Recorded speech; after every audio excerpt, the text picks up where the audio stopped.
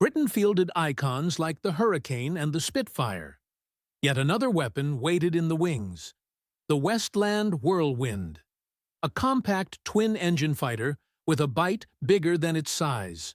When it first flew, it was among the fastest combat aircraft.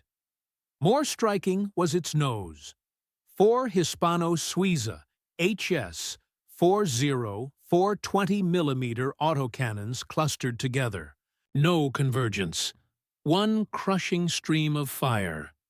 Built for short, lethal bursts as closing speeds rose and firing windows shrank. As war loomed, the Air Ministry studied how to stop modern bombers. Rifle-caliber machine guns were losing effect. Pilots had split seconds on target. The answer was cannon.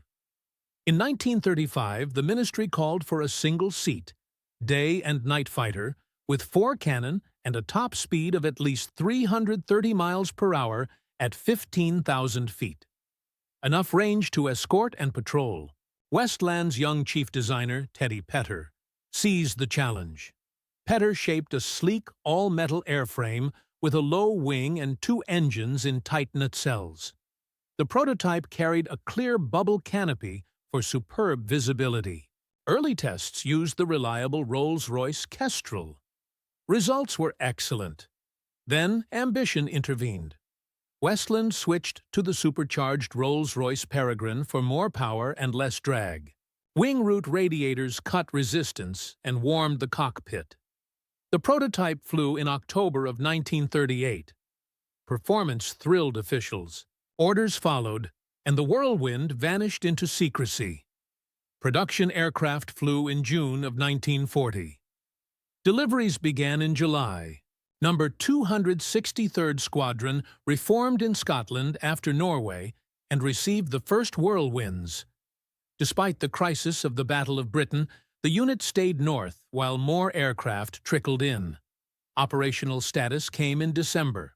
The new fighters patrolled seas, guarded convoys, and harried German E-boats in the Channel. Low over the water, the Whirlwind was in its element. Stable, fast, deadly. By early 1941, its pilots were hunting across the Channel. They tangled with Junkers Ju-88 bombers, Dornier Do-217 raiders, and Messerschmitt Bf-109 and Focke-Wulf Fw-190 escorts. The first aerial victory was a German float plane in February. The concentrated nose battery gave superb accuracy and hurled a heavy weight of fire each minute. Recoil shook the airframe and early feeds could jam. When the guns ran clean, few targets survived. On paper, the Whirlwind was formidable. Around 360 miles per hour at height. Range almost double that of early single-engine fighters. Pilots praised its stability and firepower. Yet maneuverability disappointed, and one flaw grew fatal. The Peregrine. Underpowered, temperamental, and soon orphaned. As France fell and invasion loomed, Britain focused everything on the Spitfire and the Hurricane. Rolls-Royce concentrated on the Merlin, and later the Griffon. Peregrine development stopped.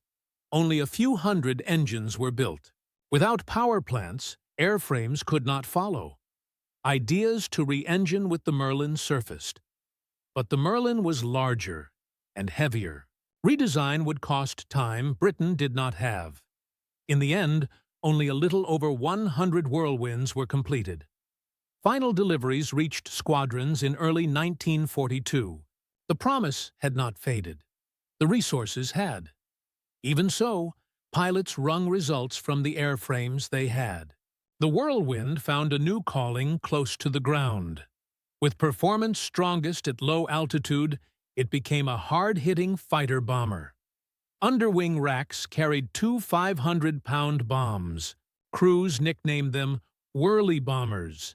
They smashed locomotives, bridges, and coastal shipping. Number 137 Squadron specialized in rail attacks and soon joined the type. The cannons shredded soft targets, and the bombs broke the rest. Northern France felt the pressure. Pilots remembered it fondly.